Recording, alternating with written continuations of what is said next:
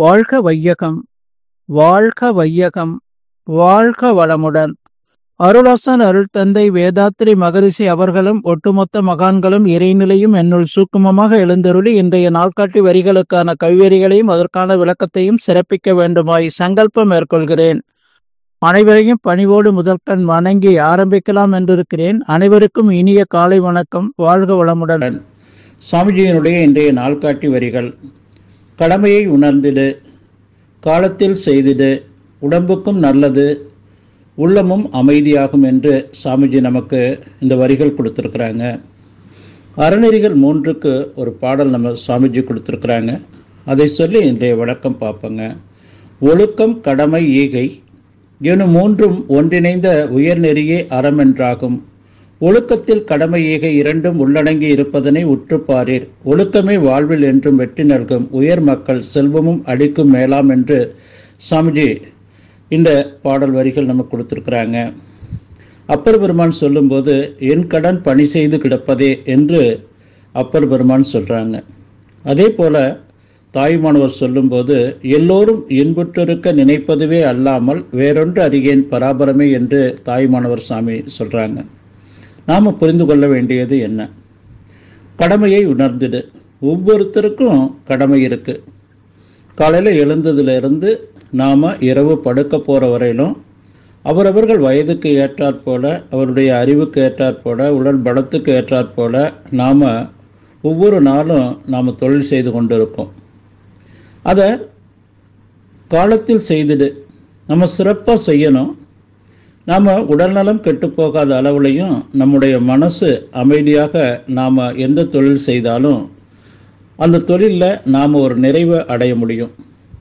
அப்போ அது அல்லாமல் நாம் நம்முடைய உடலையும் நம்முடைய மனதையும் நம்முடைய அறிவையும் சீர் செய்து நாம் பணியை துவக்கும்போது நம்முடைய பணி, அன்றாட பணிகள் என்பது மகிழ்ச்சியோடு நாம் உடல் நலத்தோடு நம்ம செய்ய முடியும்.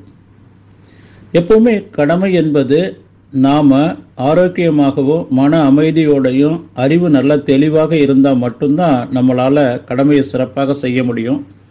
அப்போ நம்ம ஒவ்வொருத்தரும் நம்ம செய்ய வேண்டியது என்ன என்று சொன்னால் நம்முடைய உடல் நலத்தை நல்ல சிறப்பாக வைத்து கொள்ளணும். அதே போல் மனம் எப்போவுமே அமைதியாக இருக்கணும். நம்முடைய அறிவு சிறப்பாக செயல்பட்டு கொண்டிருக்கணும். அது இறையொத்த தன்மைக்கு நம்ம மாற்றிக்கொண்டு வாழும்போது தான் நமக்கு இந்த கடமை என்பது சிறப்பாக செய்ய முடியும்.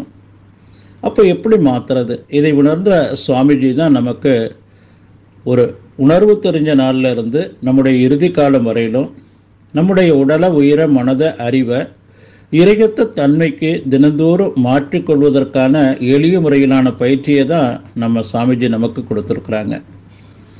உடல் நலம் பெறணும் என்று சொன்னால் நம்முடைய உச்சி முதல் பாதம் வரை உள்ள ஒவ்வொரு உறுப்புகளில் இருக்கக்கூடிய அந்த கழிவுகள் அனைத்தையும் நாம் தினந்தோறும் நம்ம வெளியேற்றியே ஆகணும்.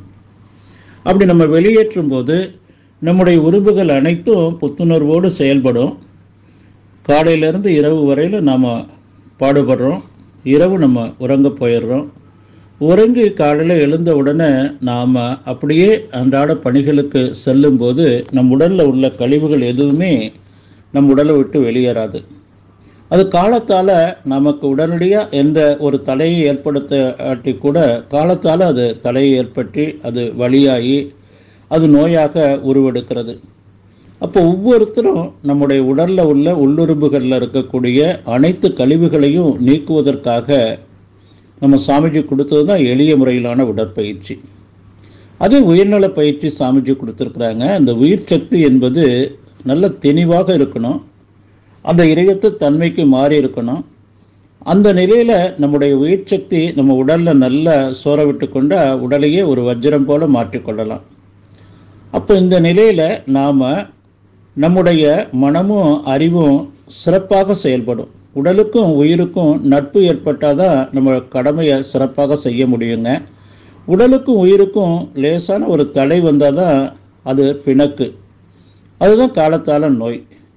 நம்ம எல்லோருக்கும் இது தெரியும். தெரிந்தாலும் நாம் என்ன செய்யணும்?